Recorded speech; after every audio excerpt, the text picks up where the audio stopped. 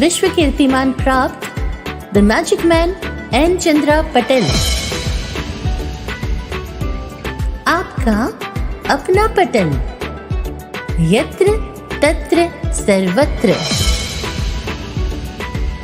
The magic man N Chandra Facebook page और YouTube channel the magic man N Chandra. नमस्कार साथियों, स्वागत है आप सभी का चर्चित चेहरे विनीता कामबीरी के साथ में। साथियों, जैसा वादा रहता है कि हर मंगलवार को होगी मुलाकात एक ऐसी शख्सियत से जिन्होंने अपने कार्य से, जिन्होंने अपनी प्रतिभा से, अपनी लगन से, अपने दृढ़ निश्चय से कुछ सकारात्मक करने का प्रयास किया है, समाज को एक नई विचारधारा प्रदान की है। नवंबर माह में हमने शिक्षाविदों से बात करने का फैसला किया और इसी कड़ी में आज हमारे साथ हैं प्रोफेसर अंबिका दत्त शर्मा जी, शिक्षाविद व head of philosophy department, Hari Singh Gour Vishwavidyalaya, Sagar, Madhya Pradesh. आपका बहुत बहुत स्वागत है चर्चित चेहरे कार्यक्रम में। सर, आपने दर्शन शास्त्र पर बहुत कार्य किया है, साथ ही आपकी सोच बहुत प्रखर और बहुत विशाल है। उस सोच से लाभान्वित होने के लिए आज इस कार्यक्रम में कुछ प्रश्न चुने हैं आपके लिए। लेकिन इससे पहले कि हम अपने प्रश्नों का सिलसिला इस साक्षात्कार में प्रारंभ करें, आपकी अनुमति से मैं आपका संक्षिप्त परिचय अपने सभी दर्शकों, अपने सभी श्रोताओं के लिए पढ़ना चाहती हूँ। तो शुक्रिया सर। इसी परिचय के साथ शुरुआत करते हैं। प्रोफेसर अंबिका दत्त शर्मा काशी की पांडित्य परंपरा और आचार्य कुल में दीक्षित दर्शन शास्त्री हैं।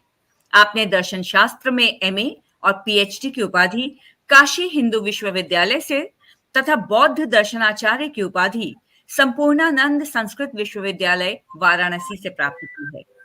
आप भारतीय तत्व विद्या, प्रमाण शास्त्र, भाषा दर्शन एवं साभ्यतिक्स अध्ययन के दीक्षित और शिक्षित परिपृच्छाधर्मी अध्येता हैं। दर्शन और संस्कृति चिंतन के क्षेत्र में आपके वैचारिक विमर्श पर अवलोकन समकालीन दार्शनिक भारतीय दार्शनिकों में समादृत हैं। आपके द्वारा लिखित एवं संपादित ग्रंथों में स्वातंत्र्योत्तर दार्शनिक प्रकरण सीरीज के अंतर्गत समेकित दार्शनिक विमर्श, समेकित अद्वैत विमर्श, भारतीय दर्शन के 50 वर्ष तथा समेकित पाश्चात्य दर्शन समीक्षा और भारतीय दर्शन में प्राप्य कारित्ववाद इन डिफेंस ऑफ मेटाफिजिक्स, वेदांत दर्शन के आयाम, भारतीयता के सामासिक अर्थ संदर्भ, बौद्ध प्रमाण दर्शन, बौद्ध प्रमाण मीमांसा, भारतीय मानस का औपनिवेशीकरण, हन्ना अरेंट, हिंसा का उत्खनन, सनातन गांधी इत्यादि बहुमान्य चर्चित और उल्लेखनीय कृतियां हैं। इसके अतिरिक्त आपने मीमांसा पदार्थ विज्ञानम, तत्वोपप्लव सिंह का हिंदी अनुवाद एवं महामहोपाध्याय फणिभूषण तर्क वागीश की विश्व प्रसिद्ध बंगला कृति न्याय दर्शनम के हिंदी रूपांतरण का सफल संपादन भी किया है।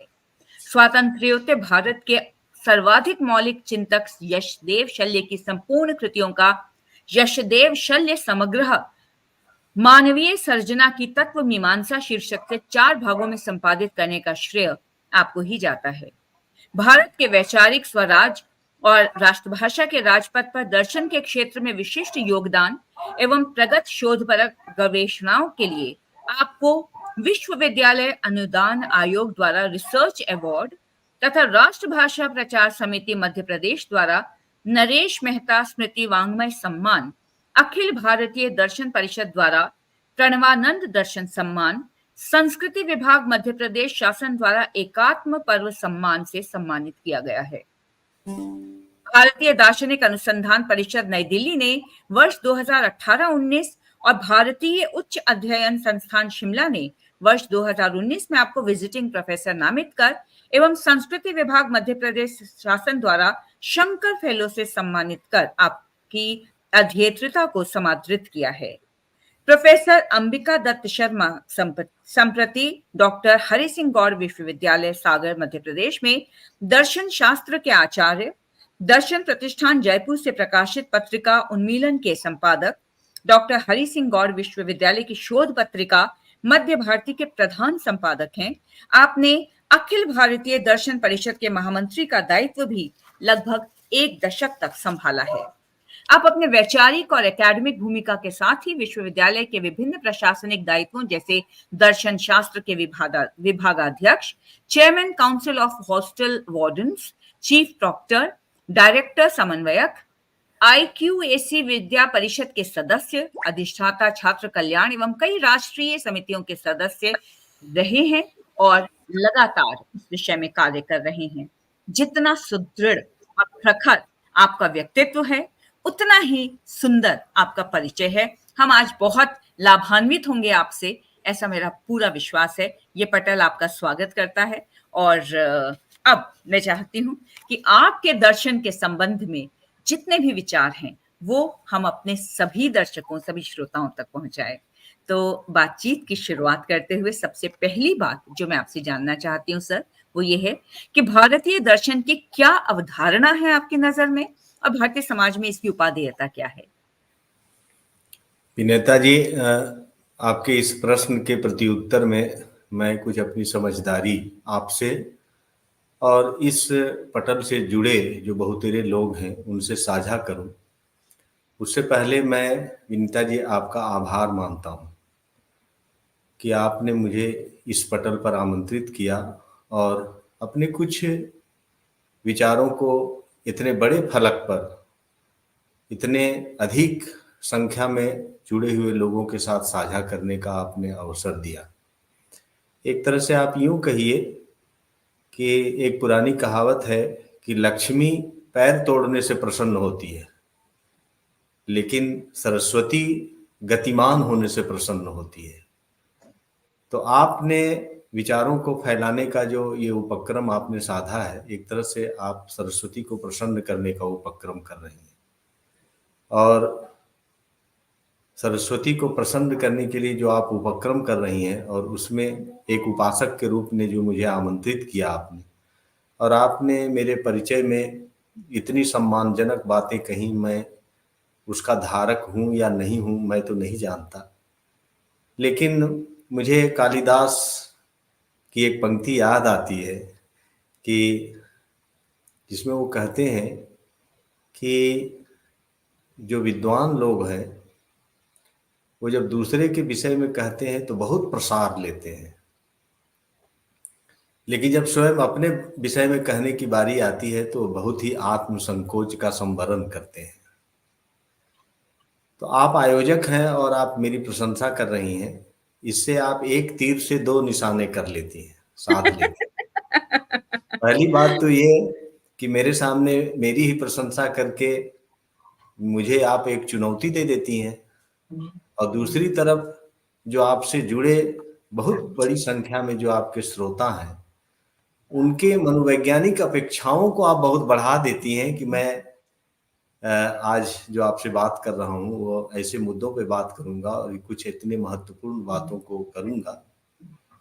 मैं प्रयास जरूर करूंगा कि मैं आपके अपेक्षाओं पे खरा उतरूं, लेकिन आप जानती हैं कि राग रसोईया पागरी बनत बनत बन जात, बातों बातों में ही बातें बन जाती हैं। और चलिए हम लोग आज कुछ बातें बनाने का प्रयास करते हैं। आपने बहुत ही आधारभूत प्रश्न हमारे सामने रखा कि भारतीय दर्शन की अवधारणा क्या है और आज इसकी समसामयिक परिस्थिति में इसकी क्या उपादेयता है, कैसे हम देखते हैं।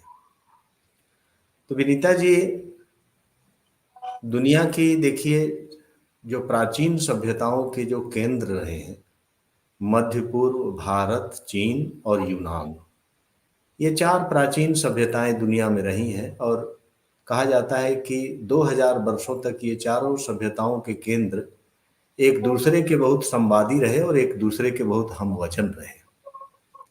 इन चारों सभ्यताओं के में जिस प्रकार की ज्ञान परंपरा विकसित हुई और उस ज्ञान परंपरा में दर्शन शास्त्र या फिलॉसफी जिस तरीके से अपनी भूमिका को उसमें अदा किया, तो आपको जान के आश्चर्य होगा कि भारत की सभ्यता और संस्कृति में जो ज्ञान परंपरा विकसित हुई और उसमें दर्शन शास्त्र की या दार्शनिक चिंतन की जो भूमिका रही वो इतनी समृद्ध रही है कि वो चारों सभ्यताओं के केंद्र की तुलना में बहुत ही समृद्ध है वह। और इस बात को पूरी दुनिया खुले मन से या दबे मन से, पूरा अकादमिक, दुनिया भर का अकादमिक जगत इस बात को स्वीकार करता है कि प्राचीन भारत में जिस तरीके की दार्शनिक चिंतन की परंपरा जितनी सघन, समृद्ध और अपनी निरंतरता को बनाए हुए विकसित हुई, उसकी सानी दुनिया में कोई दूसरी बौद्धिक परंपरा दर्शन के क्षेत्र में विकसित नहीं हुई। तो क्या कारण है कि आज हम लोगों को ये प्रश्न पूछने की जरूरत पड़ रही है कि भारतीय दर्शन की अवधारणा क्या है और उसकी उपादेयता क्या है? उपादेयता का प्रश्न हमारे सामने विज्ञान के प्रभाव से उत्पन्न हुआ। जब दुनिया में ज्ञान का नेता विज्ञान बन गया और विज्ञान की पूरी दृष्टि उपयोगितावादी रही, तो ज्ञान के सभी अनुशासनों के समक्ष इस प्रश्न को विज्ञान के द्वारा प्रस्तावित किया गया कि आप अपनी उपादेयता को सिद्ध कीजिए, अन्यथा आप अप्रासंगिक हो जाएंगे। नहीं तो पूरी दुनिया के दार्शनिक ज्ञान परंपराओं में कभी दार्शनिक ज्ञान की उपादेयता का या उसकी उपयोगिता का प्रश्न नहीं उठा। तो हमें ये देखना चाहिए कि भारत की इतनी समृद्ध दार्शनिक चिंतन की परंपरा आखिर आज इस स्थिति में क्यों पहुंच गई। अगर आप थोड़ा सा इसके नेपथ्य में आप झांकने का प्रयास हम लोग करें तो बहुत ही संक्षेप में हम कहना चाहेंगे कि 1835 में जब लॉर्ड मैकाले की मिनट्स ऑफ एजुकेशन आए और उसके बाद उस समय विश्वविद्यालय भारत में नहीं थे, महाविद्यालयों की संख्या थी और महाविद्यालयों में भारतीय दर्शन और पाश्चात्य दर्शन की का पाठ्यक्रम बनाया गया और महाविद्यालयों में वो पढ़ाई शुरू हुई। और आपको जान के बहुत आश्चर्य होगा कि पढ़ाने की जिम्मेवारी उस समय जो कुछ क्रिश्चियन फादर्स थे, मिशनरी थे, उनको भारत के महाविद्यालयों में दर्शन शास्त्र दोनों, पाश्चात्य दर्शन और भारतीय दर्शन दोनों पढ़ाने की जिम्मेदारी दी। लगभग 20वीं शताब्दी के ये कहिए कि पहली ही दशक में अल्बर्ट स्वेट जी की एक किताब आई जिसका शीर्षक था डेवलपमेंट ऑफ इंडियन थॉट, या संभवतः उसका शीर्षक था Indian thoughts and its development. Albert Schweitzer की ये किताब आई और ये किताब एक तरह से पहली बार मतलब भारत में भारतीय दर्शन को पढ़ने पढ़ाने के टेक्स्ट बुक रूप में लिखा गया और उसका वही आधार बना। और ये पुस्तक इतनी प्रभावी हुई कि उसके बाद जब ब्रिटिश राज यहाँ खत्म हुआ, जब भारत आजाद हो गया, तो आजाद भारत में भी विश्वविद्यालयों में दर्शन शास्त्र के जिस प्रकार के पाठ्यक्रम बने, जिस तरह से उसकी पढ़ाई लिखाई की गई, उसमें अल्बर्ट स्वेटजर की ये पुस्तक बिल्कुल बाइबिल की तरह काम किया और अपनी प्रभावमत्ता को छोड़ा। और ये पुस्तक एक तरह से कहिए कि भारत में दर्शन शास्त्र के औपनिवेशिक समझ की ये बाइबिल बनी। और इसका प्रभाव इतना रहा कि आज तक भारत में जो टेक्स्ट बुक लिखे जा रहे हैं उसमें इस पुस्तक का स्पष्ट प्रभाव देखा जा सकता है।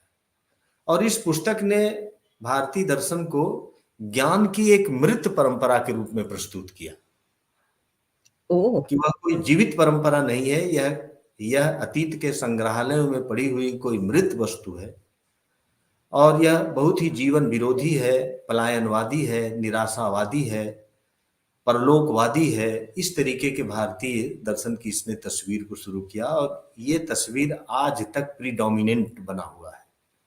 और दुनिया भर के लोग मतलब इसके प्रभाव में आकर ये कहने लगे कि भारत में दर्शन शास्त्र नाम की कोई चीज ही नहीं है, यदि कुछ है तो उसको पश्चिमी पदावली में हम कोई थियोलॉजी कह सकते हैं, कोई रिलीजियस स्टडीज कह सकते हैं।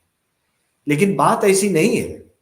वास्तविकता यह है कि इतिहास के हम अगर पन्नों को पलटें तो जिस प्रकार के दार्शनिक चिंतन पर पश्चिम तत्व मीमांसा, ज्ञान मीमांसा, लॉजिक, भाषा दर्शन पर गर्व करता है, इसकी परंपराएं और विकसित परंपराएं भारत में ग्रीक युग से भी पहले विकसित हो चुकी थी। इतिहास इसकी गवाही देता है।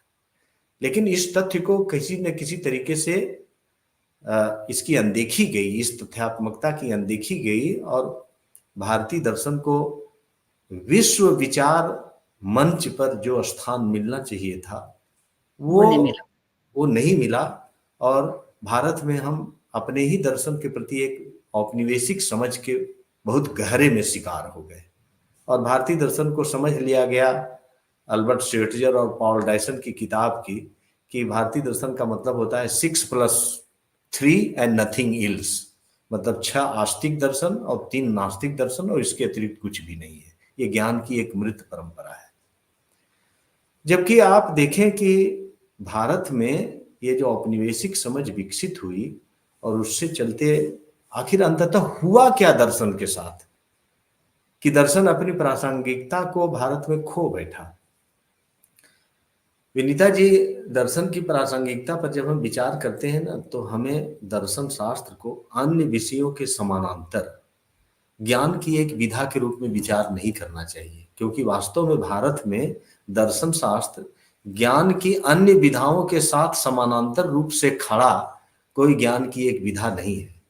बल्कि ज्ञान, किसी भी सभ्यता और संस्कृति में जितने प्रकार की ज्ञान की विधाओं का विकास होता है, उसमें दर्शन शास्त्र सभी ज्ञान की विधाओं को एक ही प्रकार की विश्व दृष्टि से जोड़े रखने के लिए एक योजक की भूमिका निभाता है। इसलिए ये अन्य डिसिप्लिन के समानांतर या पैरेलल कोई डिसिप्लिन नहीं है, बल्कि सारे डिसिप्लिन को कोऑर्डिनेट करके एक विशेष प्रकार की उस सभ्यता और संस्कृति की जो विश्व दृष्टि होती है, जो वर्ल्ड आउटलुक होता है, उसके साथ ज्ञान की अन्य विधाओं को जोड़े रखता है। इसीलिए भारत में दर्शन शास्त्र को प्रदीपः सर्व विद्या नाम कहा गया, मतलब उसको जो पदवी दी गई कि ये सभी विद्याओं का प्रदीप है। क्यों प्रदीप है? कि एक सभ्यता और संस्कृति में जितने प्रकार की ज्ञान विधाएं विकसित होती हैं, अर्थशास्त्रीय चिंतन, समाजशास्त्रीय चिंतन, ऐतिहासिक चिंतन, सांस्कृतिक चिंतन, भाषा संबंधी चिंतन, वैज्ञानिक चिंतन, ये सब ज्ञान की अलग अलग विधाएं हैं। अगर ये सब ज्ञान की अलग अलग विधाएं एक ही संस्कृति और सभ्यता में विकसित होती हैं, और इन सारे ज्ञान की विधाओं में अगर कोई कोऑर्डिनेशन न हो, उनमें लक्ष्यगत कुछ एकता न हो, सभी ज्ञान की विधाएं अपने अपने रास्ते से चलने लगे, तो क्या किसी भी ज्ञान परंपरा का अनुवाद किसी एक सुगठित सांस्कृतिक और सामाजिक व्यवस्था का निर्माण कर पाएगा क्या? सही बात है। अगर एक सभ्यता और संस्कृति में विकसित ज्ञान की सारी विधाएं में का स्वर एक ही होता है, तब वो संगठित रूप से उसका अनुवाद एक सामाजिक और एक सांस्कृतिक व्यवस्था में होती है, तब एक संस्कृति बनती है, तब एक समाज बनता है, उस समाज की एक मूल्य दृष्टि बनती है। और ये सब काम करने वाला दर्शन शास्त्र था। आप देखिए, प्राचीन काल में दर्शन शास्त्र अपनी उपलब्धि काव्य शास्त्र में, साहित्य शास्त्र में, अलंकार शास्त्र में, धर्म शास्त्र में, ज्योतिष शास्त्र में, नीति शास्त्र में, मतलब जितनी परंपराएं हैं उनमें सब में आपको दिखाई पड़ेगा कि दर्शन शास्त्र की अपनी उपस्थिति है। और दर्शन शास्त्र जो लक्ष्यगत एकता का संधान करता है, जिस विश्व दृष्टि के सैद्धांतिक परिप्रेक्ष्य को वह उद्घाटित करता है, एक तरह से वह सारे ज्ञान की विधाओं का नीति निर्देशक तत्व बन जाता है। जैसे हमारे भारतीय संविधान में नीति निर्देशक तत्व है जो इस बात पर लगाम रखते हैं कि भारत पर शासन करने वाली कोई भी राजनीतिक विचारधारा अपनी राजनीतिक विचारधारा को हमारे देश की आत्मा पर, हमारे संविधान की आत्मा पर आरोपित न करे। इसके लिए नीति निर्देशक तत्व एक मतलब आधारभूत एक रूप से काम करते हैं। तो ऐसे दर्शन शास्त्र भी ज्ञान की सभी विधाओं का एक नीति निर्देशक तत्व की तरह काम करता है, और सबको कोऑर्डिनेट करके उनकी लक्ष्यगत एकता का वह संधान करता है। बहुत बढ़िया। अब हुआ क्या विनीता जी कि दर्शन शास्त्र की ये भूमिका इसलिए इस देश में खत्म हो गई कि यहाँ 673 वर्षों तक मुगलों का शासन रहा, और मुगलों के 673 वर्षों तक बहुत ही त्रासदपूर्ण शासन व्यवस्था के बाद भी भारत की जो सर्जना थी उसकी धार कम नहीं हुई थी। लेकिन उसके बाद जब यहाँ ब्रिटिश राज शुरू हुआ तो कहा जाता है कि इस्लाम ने तो भारत में मंदिर तोड़े, लेकिन ब्रिटिश राज ने तो अपनी वैचारिकी को हमारे ऊपर थोप के अपने औपनिवेशिक प्रभाव से मंदिरों के प्रति जो हमारी दृष्टि थी, जो हमारी आस्था थी, उसी को तोड़ दिया। अब खतरनाक कौन है? भौतिक रूप से मंदिरों को यदि तोड़ दिया जाए तो फिर मंदिरों का निर्माण कर लिया जा सकता है, लेकिन यदि मंदिरों के प्रति जो हमारी दृष्टि है, जो हमारी आस्था है, वही यदि हमारी वैचारिकी को बदल दिया जाए तो खड़े खड़े मंदिर हमारे सामने अप्रासंगिक हो जाएंगे। और यही स्थिति दर्शन शास्त्र की हुई कि औपनिवेशिक समझ के कारण हमारी सामाजिक व्यवस्था, हमारी सांस्कृतिक व्यवस्था, हमारी राजनीतिक वैचारिकी में आधुनिकता का, औपनिवेशिक वैचारिकी का इस तरीके के से संक्रमण हुआ कि हमारा दर्शन शास्त्र अब ज्ञान की अन्य विधाओं को संबोधित ही नहीं कर पाया। और जब ज्ञान की अन्य विधाओं को संबोधित नहीं कर पाया तो उससे संगठित रूप में जो हमारी सभ्यतिक और सांस्कृतिक और सामाजिक जो हमारी निरंतरता थी, उसी में गतिरोध पैदा हो गया। और इस गतिरोध इसलिए पैदा हो गया कि जब हमारी पूरी सामाजिक, सांस्कृतिक, राजनीतिक, आर्थिक चिंतन जब पश्चिमी चिंतन से निर्धारित होने लगा तो पश्चिमी चिंतन को आधार हमारा दर्शन शास्त्र कैसे दे सकता था? हमारा दार्शनिक चिंतन उसको कैसे कोऑर्डिनेट कर सकता था?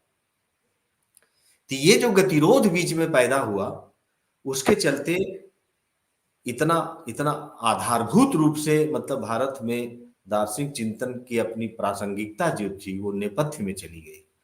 और आज है जब हम इसके प्रति जागरूक हो रहे हैं, तब तक पश्चिमी चिंतन प्रणाली सभी क्षेत्रों में अपने पांव इतने पसार चुकी है कि उसका विस्थापन करके फिर हम अपनी सभ्यता और संस्कृति की जो प्रक्रियात्मक आधुनिकता है, प्रोसेस मॉडर्निटी है, हर समाज, हर संस्कृति, हर बौद्धिक परंपरा की अपनी एक प्रक्रियात्मक आधुनिकता होती है। वो समयानुसार और समय की मांग के अनुरूप अपनी आत्म चेतना का विस्तार करती है। अपनी आत्म चेतना के विस्तार करने के लिए अपने मूल को वो कभी छोड़ती नहीं है, अपने मूल से ही वो अनुप्राणित होती रहती है। तो हम अपने मूल से अनुप्राणित होके हम अगर आज फिर से अगर भारत में दर्शन का हम फिर से पुनरुद्धार चाहते हैं कि वह हमारे समाज को, हमारी सामाजिक समस्याओं को, हमारे सांस्कृतिक मूल्यों को और ज्ञान की अन्य विधाओं को के लिए वो नीति निर्देशक तत्व बने, तो आज तो कभी कभी मुझे लगता है, और या इस देश के जो बहुत ही आत्मचेता विचारक रहे हैं, उन लोगों ने कहा है कि औपनिवेशिक आवरण इतना घना हो गया है, इतना गहरा हो गया है कि इसका अपवारण करके इसको रिप्लेसमेंट के लिए आज हमें एक नए प्रकार की हार्मोनिटिक्स की जरूरत पड़ गई है।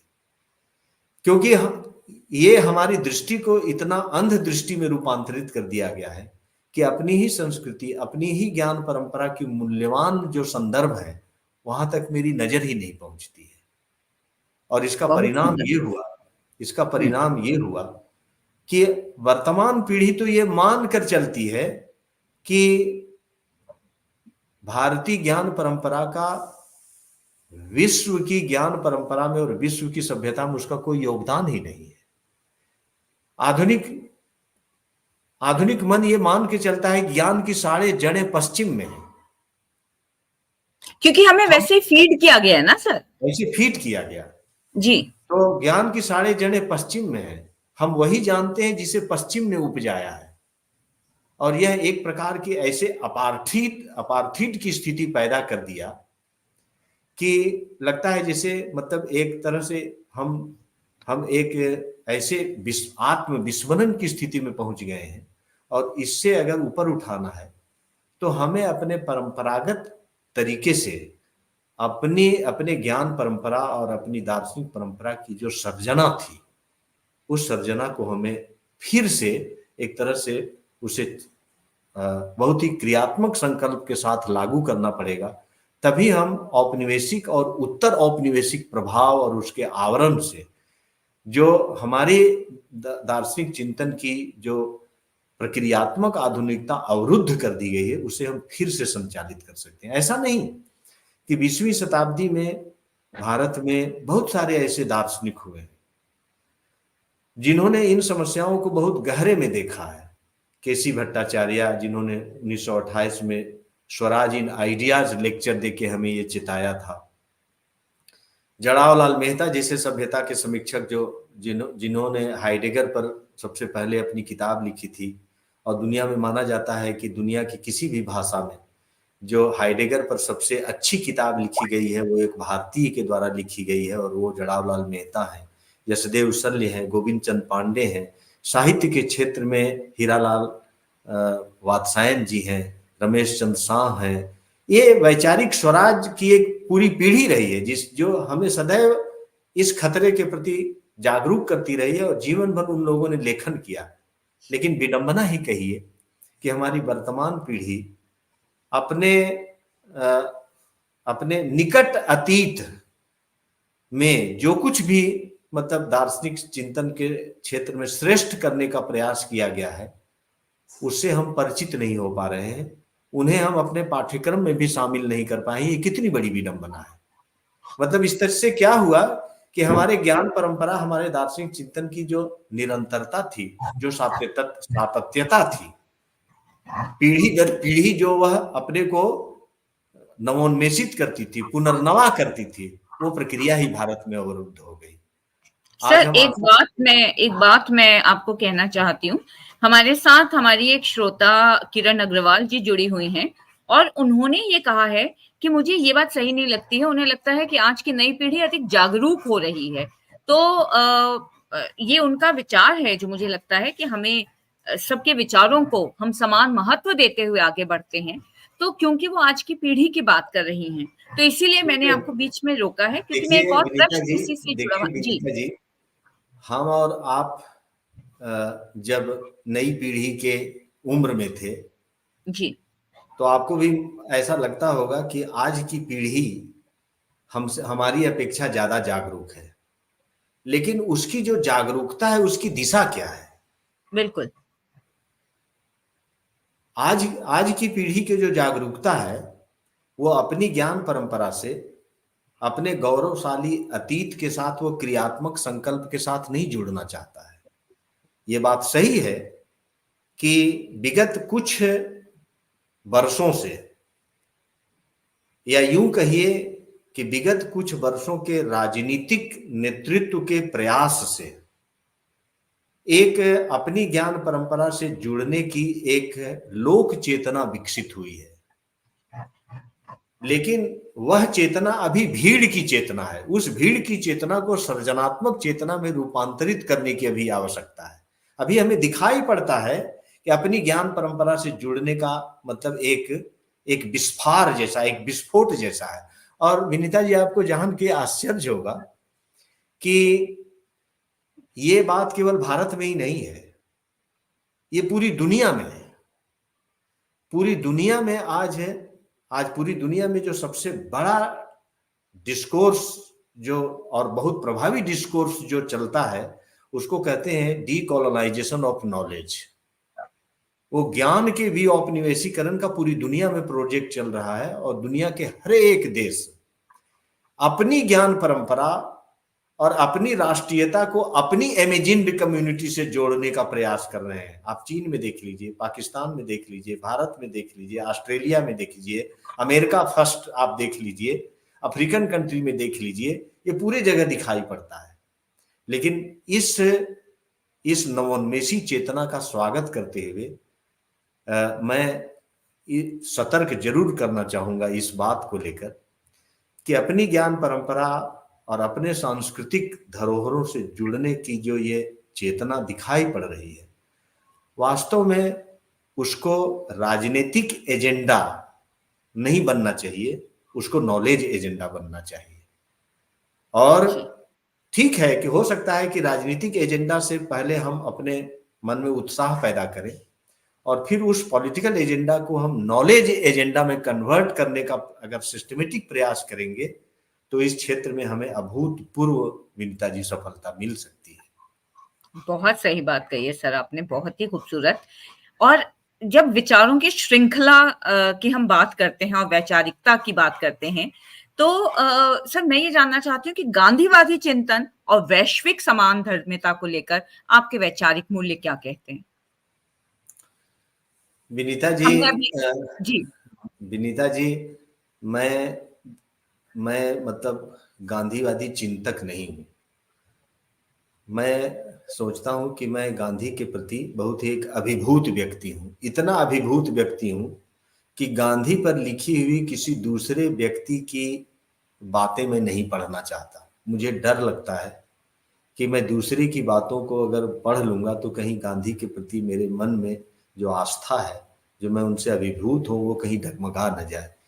इसलिए मैं अपने जीवन में जब कभी भी गांधी को पढ़ता हूँ तो गांधी को ही पढ़ता हूँ, गांधी पर लिखी दूसरी किताब को नहीं पढ़ता हूँ। और अपनी समझ को जब मेरे मित्रों ने कहा आपने भी उस किताब को देखा है, तो मेरे मित्रों ने कहा कि गांधी की समझ को आप मतलब सामने लाइए, उसे वाग विग्रहित कीजिए। तो मैंने 2020 में सनातन गांधी बापू से वैश्विक संवाद एक पुस्तक लिखी। उस पुस्तक में प्रोफेसर विश्वनाथ मिश्र बनारस में राजनीति शास्त्र के जो बहुत ही प्रखर चिंतक हैं, उन्होंने भी मेरा सहयोग किया और हम दोनों ने सनातन गांधी बापू से वैश्विक संवाद एक पुस्तक लिखी। आपके प्रश्न पर मैं आऊं उससे पहले केवल उस पुस्तक के विषय में दो बातें जरूर कहना चाहूंगा जी कि उस पुस्तक में हमने इस प्रश्न को उठाया कि गांधी जब थे 1909 में, जब उन्होंने हिंद स्वराज लिखी थी, तो एक तरह से कहिए कि वो आधुनिकता का उषा काल था। आधुनिकता का सूर्य अब मतलब दोपहर का सूर्य भी नहीं बना था और उस समय गांधी जी ने आधुनिकता और आधुनिक सभ्यता की तीखी आलोचना करने के लिए हिंद स्वराज लिखी। लेकिन उसके बाद आज आधुनिकता का विस्तार तो आताल से पाताल तक हो गया है।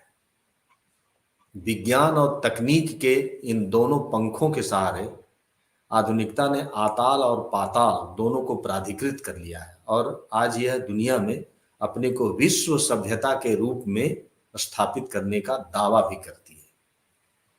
तो मेरे मन में प्रश्न उठा कि आज दुनिया में जो हैबरमास, मार्क्स, सोस्यूर, युवाल नोआ हरारी, मार्टिन हाइडेगर, हान्ना एरेंट, गाल्टून, ये तमाम प्रकार की दुनिया को जो प्रभावित करने वाले विचारक हैं या आधुनिकता के पैरोकार जो हैं, अगर आज गांधी होते तो आधुनिकता की अपनी आलोचना को लेकर उनसे कैसे संवाद करते। तो मैंने गांधी को एक तरह से आज खड़ा करने का प्रयास किया और पश्चिम के वो विचारक जो आज आधुनिकता की पैरवी करते हैं, उनसे गांधी का एक संवाद स्थापित करने का प्रयास किया। और इसके पीछे मेरी ये दृष्टि ये रही कि गांधी पर हमें अतीत संग्राही दृष्टि से विचार नहीं करना चाहिए। गांधी का एक जमाना था, गांधी ने भारत में स्वतंत्रता के आंदोलन का नेतृत्व किया। उस आंदोलन को लेकर बहुत दुनिया में गिले शिकवे हैं। हम भारतीयों के मन में भी बहुत ही मतभेद है उसको लेकर, बहुत गिले शिकवे हैं, अनेक प्रश्न हैं। तो बेहतर तो यह है कि हमें आज हमें गांधी को पर अतीत संग्राही दृष्टि से विचार न करके हमें आज वैश्विक पटल पर गांधी के चिंतन को रखना चाहिए। आपने कहा कि आपके मन में, आपके प्रश्न में जो दो बिंदु थे कि एक वैश्विक पटल पर गांधी को कैसे रखा जाए और आज के युवाओं के मन में जो गांधी के प्रति समझ है उसे कैसे संबोधित किया जाए।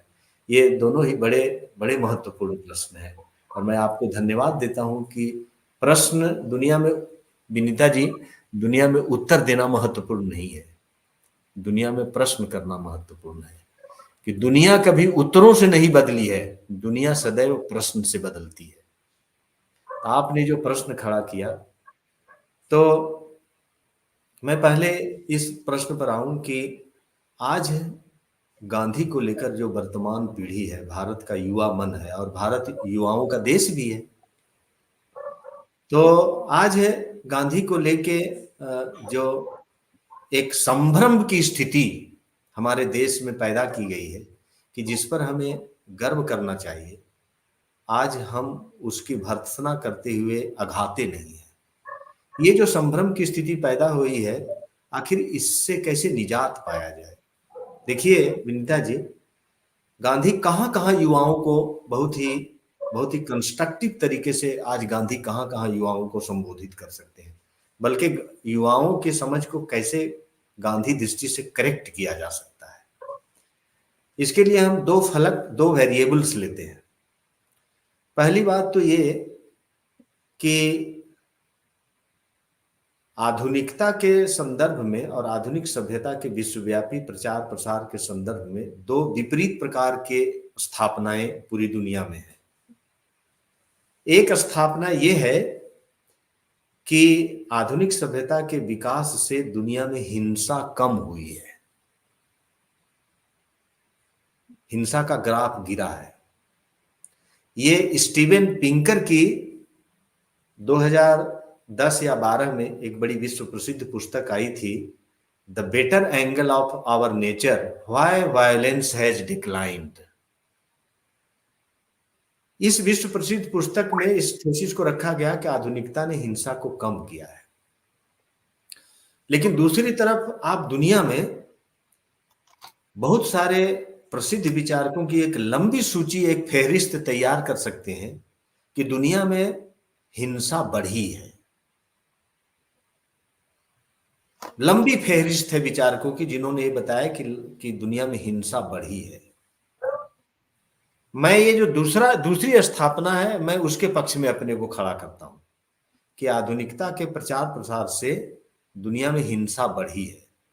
अब अगर दुनिया में हिंसा बढ़ी है तो पूरी दुनिया में, चाहे वो अपनी अस्मिता को, अपनी अपनी अपनी निजाती अस्मिता को लेके हो, चाहे बेरोजगारी को लेके हो, चाहे नागरिक सुरक्षा के दायरे को बढ़ाने के प्रश्न को लेकर हो, पूरी दुनिया में युवाओं में जो आज एक आक्रोश देखा जा रहा है, तो इस आक्रोशित युवा मन को गांधी कैसे समझा सकते हैं?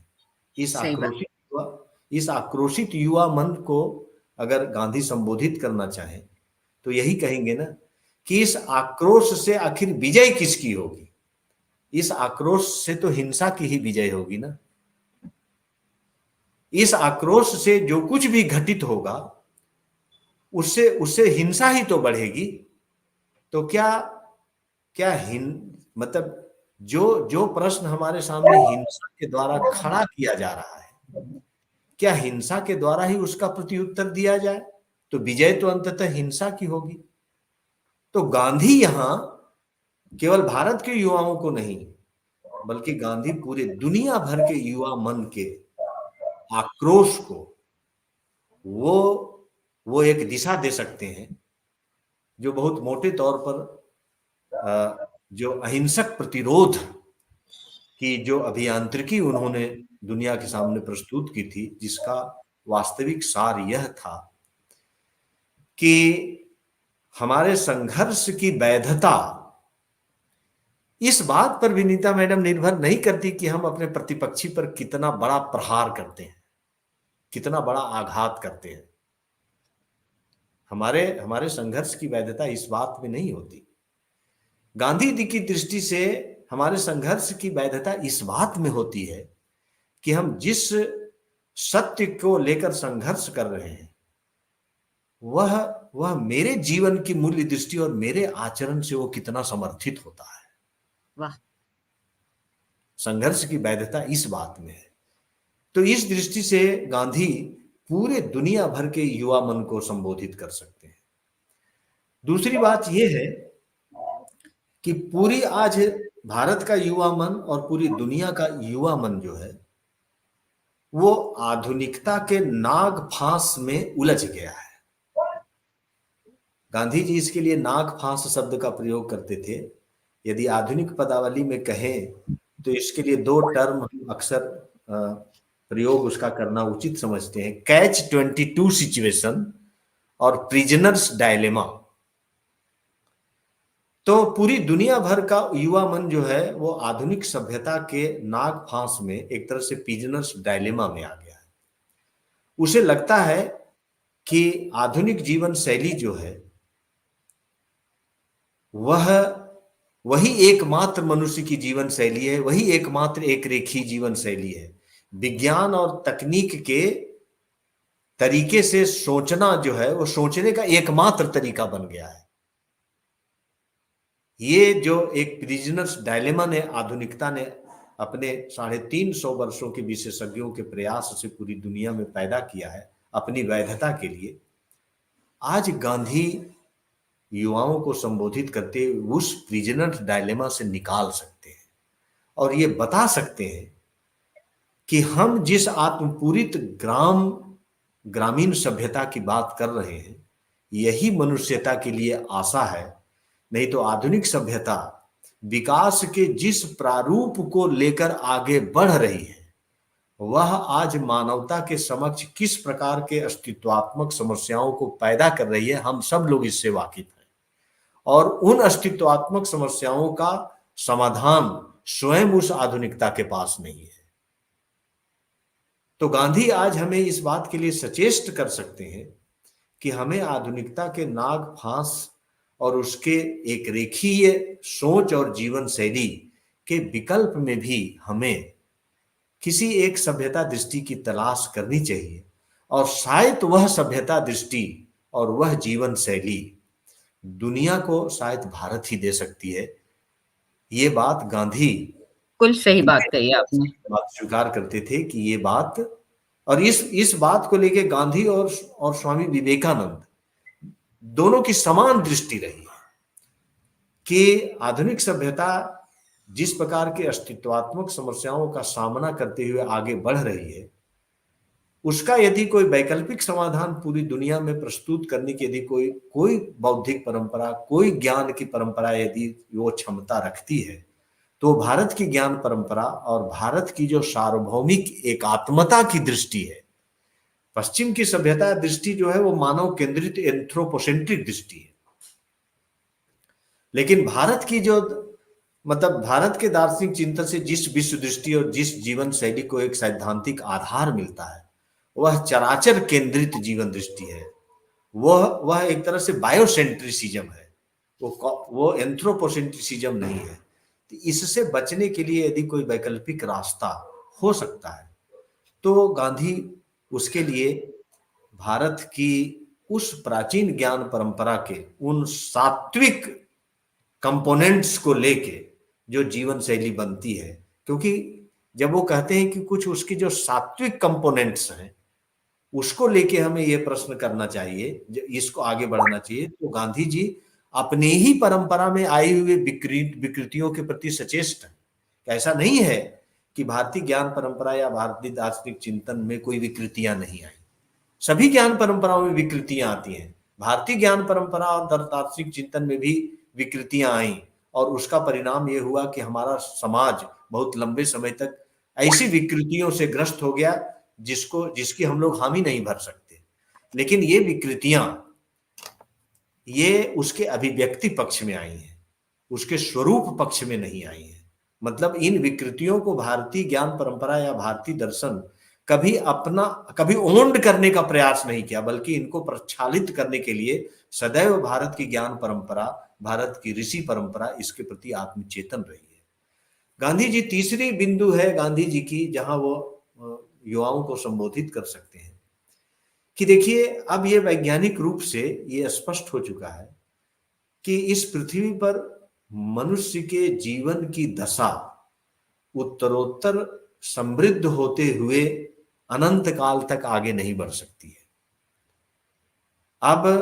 अब पूरी जो पृथ्वी है वो एक इकोनॉमी बन गई है और हम ये जानते हैं कि बहुत लंबे समय तक हमारा जीवन यहाँ संभव नहीं है। अगर मनुष्य को इस पृथ्वी पर अपने लंबे समय तक के जीवन की कामना करनी है और एक आशान्वित भविष्य की ओर हमें बढ़ना है, एक ऐसे भविष्य का चयन करना है जहां हम जहां मानवता अपने को आश्वस्त कर सके, तो आपको अपने कंजम्पशन को कम करना पड़ेगा। तो सही आप बात। कहेंगे, आप विनीता जी कहेंगे कंजम्पशन को कम करने का मतलब क्या है कि हम रोज 2.5 किलो पानी न पी के 1 किलो पानी पीने लगे? क्या हम 2 शाम भोजन न करके 1 शाम भोजन करने लगे? नहीं, कंजम्पशन कम करने का मतलब ये नहीं है। गांधी जी का बड़ा वो सरल सा वाक्य है कि यह धरती अपने सारे संतानों की आवश्यकताओं को पूरा तो कर सकती है, लेकिन ये धरती अपने संतानों की बुभुक्षाओं को पूरा नहीं कर सकती है, ग्रीड को पूरा नहीं कर सकती है, नीड को पूरा कर सकती है। तो कंजम्पशन को कम करने का मेरा मतलब ये है, कंजम्पशन को कम करने का मेरा मतलब ये है कि एडम स्मिथ के मतलब एडम स्मिथ के अर्थशास्त्र में और उसके बाद किन्स का जो पूंजीवादी अर्थशास्त्र था, केन्स ने केंद्रीकृत उत्पादन प्रणाली को बहुत आधारभूत महत्व दिया। एडम स्मिथ ने एक कृत्रिम आवश्यकताओं को बाजार के माध्यम से बढ़ाने पर उस अर्थशास्त्र में जो बल दिया। तो गांधी जी के विचार से युवाओं को यह समझना चाहिए कि हर आदमी आज बाजार का या कृत्रिम आवश्यकताओं का उपनिवेश बन गया है।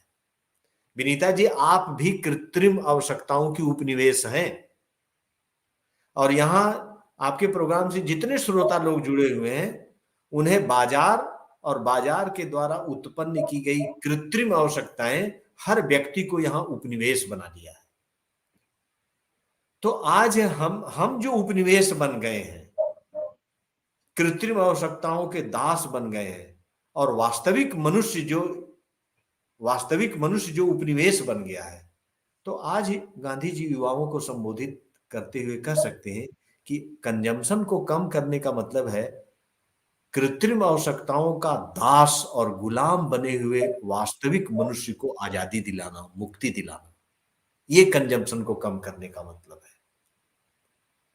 तो गांधी जी इन मुद्दों पर न केवल भारत के युवाओं का बल्कि पूरे विश्व के युवा मन को इसके प्रति संबोधित कर सकते हैं। सर गांधी बहुत पर सटीक और सार्थक विचार हैं, और क्योंकि इसी से जुड़े प्रश्न निरंतर हमारे पास आ रहे हैं हमारे साथ इस पटल पर, इस पटल के संरक्षक हरीश नवल जी भी जुड़े हुए हैं, जिन्होंने एक प्रश्न पूछा है आपसे इसी संदर्भ में, गांधी जी के संदर्भ में, कि अहिंसक प्रतिरोध आज कितना व्यावहारिक होगा।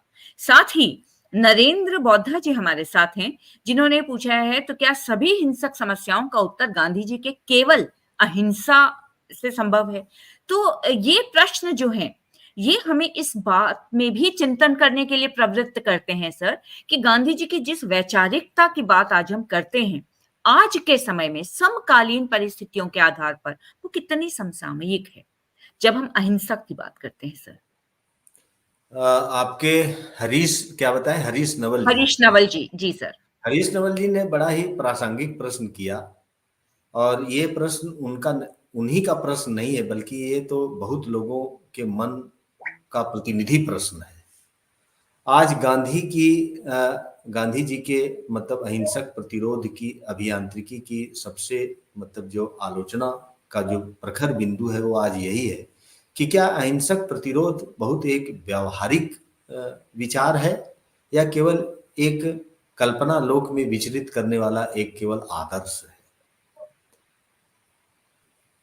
देखिए, दुनिया में 2 प्रकार की विनीता जी शक्तियां हैं। पूरी दुनिया भर में जो शक्तियां सक्रिय होती हैं, किसी भी स्तर पर उन शक्तियों को आप 2 वर्गों में विभाजित कर सकते हैं। एक शक्ति वह है जो हिंसा के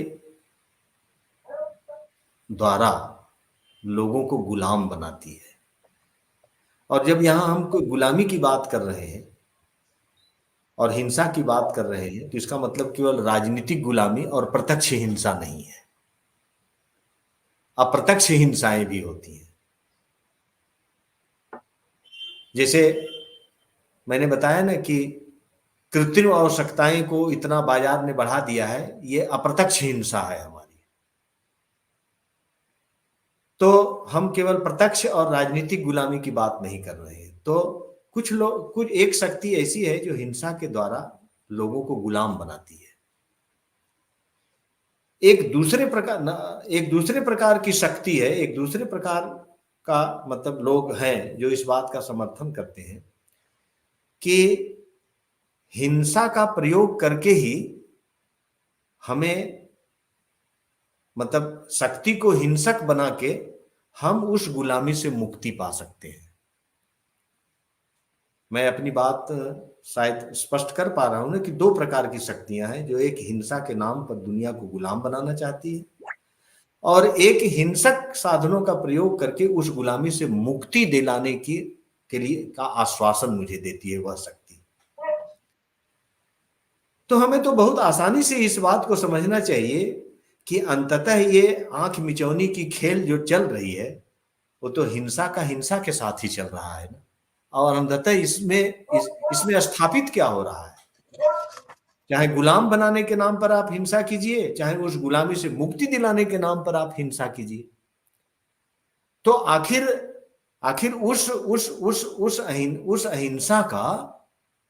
उस अहिंसा के लिए अब गांधी के पास जगह कहां है। गांधी जी, विनीता जी, इन दोनों प्रकार की शक्तियों को बहुत ही गहरे में समझते थे कि पूरी दुनिया में जो खेल हिंसा का चल रहा है वो दो प्रकार के हिंसक शक्तियों का, जो एक गुलाम बनाती है और एक उस गुलामी से मुक्ति दिलाने का आश्वासन देती है, और दोनों में हिंसा की ही विजय होती है। तब हमें अपने आप से यह प्रश्न करना चाहिए कि तब क्या गांधी के अहिंसक प्रतिरोध के अतिरिक्त पूरी दुनिया में जब चतुर्दिक रूप से हिंसा की ही विजय हो रही है तो क्या मानवता के द्वारा इस हिंसा को स्वीकृति प्रदान की जानी चाहिए? बहुत गहरा प्रश्न है ये। अगर हम जब ये कहते हैं कि अहिंसक प्रतिरोध अव्यावहारिक है, तब हम अपने भारतीय ज्ञान परंपरा को हमें भूल जाना चाहिए कि जहां पूरे महाभारत का युद्ध होता है और पूरा महाभारत अपने फाउंडेशनल वैल्यू को कहता है कि अनृशंस परमो धर्म, अहिंसा परमो धर्म, कितनी हिंसा हो रही है। और अहिंसक प्रतिरोध को जब हम गांधी जी के संदर्भ में समझते हैं तो कभी कभी हम मिस इंटरप्रेट करते हैं विनीता जी। गांधी जी के अहिंसक प्रतिरोध का मतलब ये समझते हैं कि किसी ने एक गाल पे चाटा मार दिया तो दूसरा गाल हम उसको हाजिर कर दें, ऐसा लोग कहते भी हैं। आप गांधी जी के जीवन के कुछ निर्णयों को देखिए, आपाततः वो गांधी जी के निर्णय आपको लगेंगे कि ये गांधी जी के परस्पर विरोधी निर्णय है, लेकिन उस निर्णय को आप गहरे में कभी आप विचार करेंगे तो गांधी का अहिंसक प्रतिरोध का विचार और गांधी की अहिंसा दृष्टि का मर्म प्रकट होगा।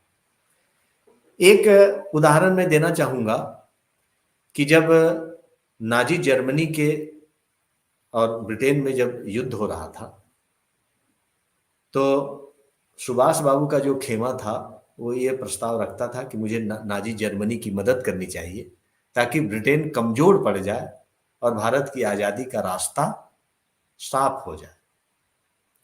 गांधी जी ने इसका प्रबल विरोध किया कि नहीं, हमें नाजी जर्मनी का समर्थन नहीं करना चाहिए, हमें इंग्लैंड के साथ खड़ा होना चाहिए, उस इंग्लैंड के साथ जिसने मुझे गुलाम बना रखा है। एक दूसरा उदाहरण कभी गांधी जी के संदर्भ में लीजिए। कश्मीर में जब हरि सिंह के साथ विलय की बात चल रही थी और जब कश्मीर में वो युद्ध हो गया तो कश्मीर में तत्काल सेना भेजने की सहमति गांधी जी ने दी, तत्काल सेना भेजने की। अब इन दो निर्णयों के बीच में आप गांधी जी के अहिंसक प्रतिरोध और गांधी जी के अहिंसा की अवधारणा को समझिए। इतना आसानी से और बहुत हल्के प्रश्नों के द्वारा गांधी के अहिंसक प्रतिरोध की अभियांत्रिकी को चुनौती नहीं दी जा सकती विनीता मैडम। गांधी जी चीजों को बहुत गहरे में समझते थे, वो कोई सनकी आदमी नहीं थे, या ऐसा नहीं था कि तात्कालिक रूप से उनके मन में कोई विचार आ जाए और उसी का वो समर्थन करते थे। मैंने अपने जीवन में गांधी वाङ्मय पढ़ते हुए एक एक कामचलाउ सर्वेक्षण किया है कि गांधी जी दुनिया में कितनी किताबें पढ़े होंगे। तो पूरे गांधी वाङ्मय में उन्होंने जितना लोगों का नाम लिया है, जिन विचारकों को संदर्भित किया है, जिन बातों को किया है, तो मैंने एक आकलन लिखा कि गांधी जी कम से कम 45 से 50 हजार किताबें पढ़े थे। मतलब मुझे लगता है गांधी दुनिया में सबसे अधिक पढ़ने वाले व्यक्ति थे अपने समय में। तो वो अगर कोई विचार करते हैं तो आप देखिए ये दो निर्णय हैं, आपको लगेगा कि ये तो बहुत ही अव्यवहारिक और सेक्टेरियन आइडियोलॉजी के तहत आप कभी गांधी जी के इन विचारों को देखिए, तब तो विवादों का इतना बड़ा जखीरा पैदा हो जाएगा। और गांधी जी उन्हीं परिस्थितियों में भारत का नेतृत्व कर रहे थे। जो सेक्टेरियन आइडियोलॉजी के लोग हैं वो गांधी जी को अव्यवहारिक बताते हैं। और अब जब गांधी जी यहां आए थे और जब अखिल भारतीय उपनिवेशवाद विरोधी आंदोलन के रूप में भारत के राष्ट्रीय आंदोलन या स्वतंत्रता आंदोलन को जब उसको शक्ल देनी थी, तो उस समय आपको याद होगा और हमारे श्रोता प्रतिभागी भी जानते होंगे कि नारंगी के फांक की तरह पूरे भारत कितने रियासतों में, कितने निर्जातीय समूहों में, कितने सामाजिक दबाव दल समूहों में बटा हुआ था। और वैसी परिस्थिति में क्या किसी सेक्टेरियन आइडियोलॉजी को आधार बना के हमारे आजादी की लड़ाई को अखिल भारतीय उपनिवेशवाद विरोधी आंदोलन और जन आंदोलन बनाया जा सकता था? मैं बहुत विस्तार से इस पर विचार यहां तो नहीं प्रस्तुत कर पाऊंगा समय अभाव में, लेकिन बिंदिया जी एक छोटी सी बात जरूर कहना चाहूंगा कि गांधी जी ने देखा कि भारत मुद्दों में बटा हुआ है। भारत मुद्दों में इतना अधिक बटा हुआ है, आप कल्पना कीजिए कि 560 या कितने रियासत थे जिनको ये स्वतंत्रता दी गई थी कि आप चाहे तो भारत में विलय हो जाए, चाहे तो स्वतंत्र हो जाए, चाहे तो पाकिस्तान में चले जाए। तो भारत मुद्दों में बटा हुआ था। लेकिन गांधी जी की वो गहरी दृष्टि आप देखिए कि गांधी जी ने देखा कि मुद्दों में बटा हुआ भारत मूल्यों में मुट्ठी की तरह बंधा हुआ है। वाह। भारत मूल्यों में नहीं बटा हुआ है। और गांधी जी ने इस अहिंसक प्रतिरोध के द्वारा या अपने अन्य प्रकार के अभियांत्रिकी के द्वारा मतलब मूल्यों को ही राष्ट्रीय आंदोलन का मुद्दा बना दिया। मूल्यों को ही मुद्दा बना दिया। मुद्दों में भारत बटा हुआ था, मूल्यों में भारत एक है। अब गांधी जी की ये कीमियागिरी देखिए कि उन्होंने अखिल भारतीय उपनिवेशवादी विरोधी हमारे आजादी के आंदोलन को मूल्यों को ही उसमें मुद्दा बना दिया। और यही वो दृष्टि थी जिसके चलते भारत का राष्ट्रीय आंदोलन या भारत की आजादी का आंदोलन केवल राजनीतिक स्वतंत्रता का आंदोलन नहीं था, बल्कि वह दो सभ्यता और संस्कृतियों के बीच की लड़ाई थी, जिसमें हम अपनी सभ्यता और संस्कृति की मुक्ति का अलख जगाना चाहते थे। इसीलिए हमें गांधी के उस स्टेटमेंट को सदैव याद रखना चाहिए कि नेहरू जी के पत्र में लिखा था कि यदि भारत को सच्ची स्वतंत्रता प्राप्त होनी है तो उसमें पूरे मानव मात्र की स्वतंत्रता निहित है। मतलब गांधी जी कभी भी अपने आजादी के आंदोलन को, क्योंकि वो मूल्यों का आंदोलन मुद्दा बना दिए थे, इसलिए उन्होंने केवल एक देश के राजनीतिक आजादी का आंदोलन नहीं बनाया, बल्कि अखिल उपनिवेशवाद विरोधी और आधुनिक सभ्यता के वैकल्पिक विश्वबोध के साथ पूरी दुनिया के सामने, मतलब पूरी दुनिया का जो अप्रतिहित यूरोपीकरण हो रहा था और अभी भी हो रहा है, तो उन्होंने एक वैकल्पिक सभ्यता बोध के आंदोलन के रूप में खड़ा किया और भारत को उसकी प्रयोग भूमि बनाया था। जिनकी जड़ें भारत के सनातन ज्ञान परंपरा, अहिंसक सत्यान्वेषी भारत की ज्ञान परंपरा में उनके पैर खड़े थे। तो इस अगर व्यापक फलक पे देखते हैं, अगर सेक्टेरियन आइडियोलॉजी की दृष्टि से आप देखेंगे तो आप समझ सकती हैं कि विवादों का तो जखीरा हमारे सामने पैदा होता है।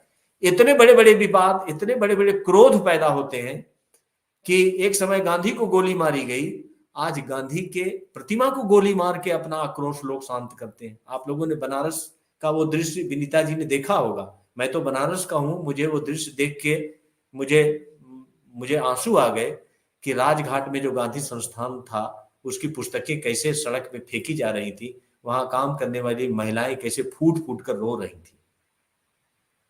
तो गांधी के प्रति जो ये संभ्रम की स्थिति है ना, इससे दूर होने के लिए हमें कभी कभी मेरे मन में भी मतलब बहुसंख्यक लोगों के प्रश्न, तो अगर हमारी कोई गहरी निष्ठा है ना तो उसको भी कभी कभी दहला देते हैं, प्रश्नांकित कर देते हैं। तो मैं अवान्तर रूप से मतलब अपने आपको भी दिलासा देने के लिए और अपने को भी दिलासा देने के लिए मैं एक छोटी सी वाकया बताऊं कि मेरे एक मित्र तेहरान में कल्चरल डायरेक्टर बना के भेजे गए हैं। तो वो ईरान में रहते हैं, पूरे ईरान का भ्रमण करते हैं। तो मैंने एक दिन उनसे फोन पे पूछा, उनका नाम है बलराम शुक्ल जी, वो दिल्ली यूनिवर्सिटी में संस्कृत के प्रोफेसर हैं। मैंने कहा कि बलराम जी, ईरान के लोग भारत के प्रति क्या सोचते हैं? आप इतने दिन वहां रहे, आप इतने विद्वान व्यक्ति हैं, बताइए मुझे। तो उन्होंने मुझे दो बातें बताई। एक बात बताई कि ईरान के लोग भारत में केवल गांधी के माध्यम से भारत को जानते हैं। गांधी के प्रति वहां के लोगों में, वहां के विद्वानों में, वहां के मतलब शायरों में, कवियों में ढेरों साहित्य वहां मतलब गांधी के सम्मान में निर्मित किया गया है, किया जा रहा है और किया जाएगा। और भारत के प्रति दूसरा सम्मान उनके मन में ये था कि वहां का आदमी ये महसूस करता है कि अकूत समृद्धि के बावजूद भी हम भारत की तरह एक समरस समाज का निर्माण नहीं किए, जहां आदमी बहुत ही सामुदायिक भावना के, स्वाभाविक सामुदायिक भावना के साथ अल्प संसाधनों के बावजूद भी एक प्रसन्न जीवन जीता हो। ऐसा हम समरस समाज नहीं बना पाए। इस बात का उन्हें कचोटता है ये बात, और गांधी के प्रति उनके मन में बहुत सम्मान है। तो हमें आज जो हमारे देश में गांधी को लेके एक संभ्रम की स्थिति पैदा हुई है, हमें मतलब कभी कभी अपनी इस दृष्टि को बदलने के लिए, जब कभी भी सेक्टेरियन आइडियोलॉजी का प्रीडोमिनेंस होगा ना, तब तब इस देश में गांधी विवादास्पद होगा और तब तक इस देश का आधारभूत नुकसान होने की संभावना बनी रहेगी। बहुत ही गंभीर बात आपने। गांधी ऐसे व्यक्ति हैं कि किसी व्यक्ति को परंपरा के प्रतिनिधि के रूप में समझा जाता है, मतलब परंपरा के प्रतिनिधि के रूप में। गांधी एक ऐसी है कि गांधी के माध्यम से भारतीय परंपरा को समझा जा सकता है, मतलब embodied form of Sanatan knowledge tradition of India, embodied form है। जी सर, एक और भारतीय दर्शन की अवधारणा, दूसरी ओर बुद्ध के दर्शन का आलोक, और तीसरी ओर गांधीवादी चिंतन। इन तीनों ही स्वरूपों में आपने आज के कार्यक्रम में जो एक अलग ही विस्तार दिया है, उसके लिए वाकई बहुत ही आभारी हूं मैं। लेकिन एक बात मेरे मन को बहुत कचोट रही है, आपकी ज्ञान की गंगा में मैं पूरी तरह से डूबना चाहती थी, अपने श्रोताओं को डुबाना चाहती थी। और ये मैंने इसलिए भी कहा क्योंकि राष्ट्रीय शिक्षा नीति के विषय में मेरे मन में अपार प्रश्न हैं, ढेर सारे प्रश्न हैं जो मैं आपसे जानना चाहती थी, लेकिन आज मेरे पास समय का बहुत अभाव है। और क्योंकि वो एक ऐसा विस्तृत विषय है कि उसके बारे में बात करूंगी तो भी लगातार बहुत ज्यादा समय हो जाएगा, और आपसे मैंने मात्र 1 घंटे का ही समय मांगा था। तो यदि आपको सुविधा होगी सर, तो आपकी इस चर्चा को मैं आगे भी बढ़ाना चाहूंगी, और इस विषय में हम बात करेंगे। यदि आपके पास अगले सप्ताह समय होगा तो इस चर्चा का भाग 2, जिसमें राष्ट्रीय शिक्षा नीति समाहित होगी, वो मैं अगले सप्ताह या जब भी आपके पास समय होगा मैं तब करना चाहूंगी। और अनेक संदेश आए हैं जो मैं चाह रही हूं कि कार्यक्रम समाप्त करने से पहले मैं वो संदेश आप तक पहुंचाऊं। हीरो फरवानी जी हमारे साथ जुड़े हुए हैं, अरुण कुमार जी हमारे साथ इस कार्यक्रम में जुड़े हैं, आपको सादर नमस्कार कर रहे हैं। नरेंद्र बोधा जी आपको प्रणाम कह रहे हैं। श्रीकांत मिश्रा जी हमारे साथ हैं, एकलव्य एकेडमी बिजावर से उन्होंने जो भी हमारे श्रोता हैं उन्होंने अपना नाम नहीं लिखा है, उन्होंने कहा है कि प्रणाम गुरुजी, हरीश नवल जी इस पटल के संरक्षक हैं। सम्माननीय हरीश नवल जी ने इस कार्यक्रम में आकर हमारी इस कार्यक्रम की शोभा बढ़ा दी है। उन्होंने आपको साधुवाद कहा है और दर्शन शास्त्र संदर्भित ज्ञानपरक बातचीत के लिए आपका अभिनंदन किया है। किरण अग्रवाल जी अनेक प्रश्नों के साथ यहाँ हमारे साथ इस मंच पर हैं। पूजा श्रीवास्तव जी आपका स्वागत कर रही हैं। हीरू वाधवानी जी हमारे साथ इस कार्यक्रम में जुड़े हुए हैं। हरीश नवल जी ने एक संदेश भेजा था कि आत्म चेतना का विस्तार संबंधी प्रोफेसर शर्मा का चिंतन बहुत ही प्रभावी है। किरण अग्रवाल जी ने यह कहा था कि सही नहीं लगता है, मुझे लगता है कि आज की नई पीढ़ी बहुत जागरूक हो रही है। डॉक्टर हेमलता श्रीवास्तव इस कार्यक्रम में हमारे साथ जुड़ी हुई हैं और आपने जिस नव चेतना की बात की थी, हरीश नवल जी ने लिखा कि मैं अमेरिका में, सर आजकल अमेरिका में है, उन्होंने कहा कि इस नवचेतना का मैं साक्षी हूं। डॉक्टर मीनू शर्मा हमारे साथ जुड़ी हैं इस कार्यक्रम में। हरीश नवल जी ने कहा कि जिज्ञासा या प्रश्न ज्ञान का प्रथम सोपान होते हैं और उसके बाद जो उनका प्रश्न था कि अहिंसक प्रतिरोध आज कितना व्यवहारिक होगा, जिसका आपने बहुत ही समाचीन उत्तर दिया। विभा मिश्रा तिवारी हमारे साथ जुड़ी हैं जिन्होंने कहा कि आधुनिकता की ओर जाना अच्छा है यदि पुरातनता से गहरे से जुड़े हुए हों। हमें हरीश नवल जी ने आपको कॉम्प्लीमेंट देते हुए कहा कि गांधी चिंतन की गहराई में शर्मा जी ने हमें तैरने की सुविधा दी, आभार। नरेंद्र बौद्धा जी ने कहा बहुत ही सुंदर लेक्चर है आपका, very good deliberation, respected sir, Hemlata ji ने कहा है। हरीश नवल जी ने कहा है कि जापान में पाया कि बुद्ध और गांधी के चिंतन का प्रभाव सर्वोपरि है। शिक्षा नीति पर अलग से सत्र रखिए, ये हरीश नवल जी का सुझाव है। तो यदि सर आपके पास समय होगा तो अगला सत्र हम राष्ट्रीय शिक्षा नीति पर रखेंगे, क्योंकि उससे अवश्य विनीता जी। आपके मतलब वो बहुत ही आधारभूत 2 आयाम हम लोग समय की सीमा के कारण उसको पूरा नहीं कर पाए। एक तो आप वो बौद्ध दृष्टि या बौद्धों का क्या पूरी दुनिया में आज उसकी उपादेयता है, और राष्ट्रीय शिक्षा नीति जैसे ज्वलंत मुद्दे पर हम लोग बातचीत नहीं कर पाए। मैं सहर्ष मतलब आपके इस आमंत्रण को और हरीश जी के मतलब इस प्रेरणास्पद शुभकामना को मैं स्वीकार करता हूं कि यदि आप मुझे अवसर देंगे तो जरूर हम बातचीत में विनीता जी आपके साथ और आपके माध्यम से इतने बड़े और इतने सुबुद्ध लोगों के साथ हम मुखातिब अवश्य होंगे। और अंत में मैं केवल इतनी बात कह के अपनी बात और इस वार्ता को समाप्त करना चाहूंगा कि मित्रों, भारत में भारत से असहमत होने के लिए जितने अवकाश हैं उतना दुनिया के किसी भी सभ्यता, संस्कृति, समाज और बौद्धिक परंपरा में नहीं है। लेकिन एक छोटी सी शर्त है कि भारत से असहमत होने का हमें भारतीय तरीका खोजना चाहिए, अभारतीय तरीका से बचना चाहिए।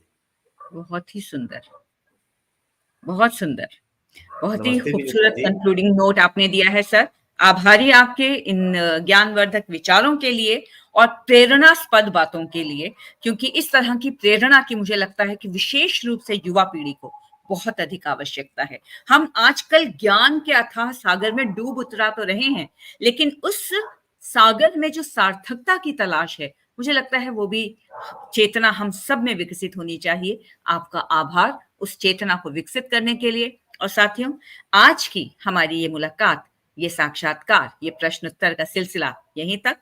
यदि समय हुआ तो अगले सप्ताह पुनः डॉक्टर प्रोफेसर अंबिका दत्त शर्मा जी को कष्ट देंगे, और नहीं तो आगामी सप्ताहों में सर की सुविधा अनुसार अवश्य एक सत्र हम और रखेंगे जिसमें राष्ट्रीय शिक्षा नीति और बुद्ध दर्शन की बात करेंगे। फिलहाल इजाजत, मिलते हैं पुनः। नमस्कार।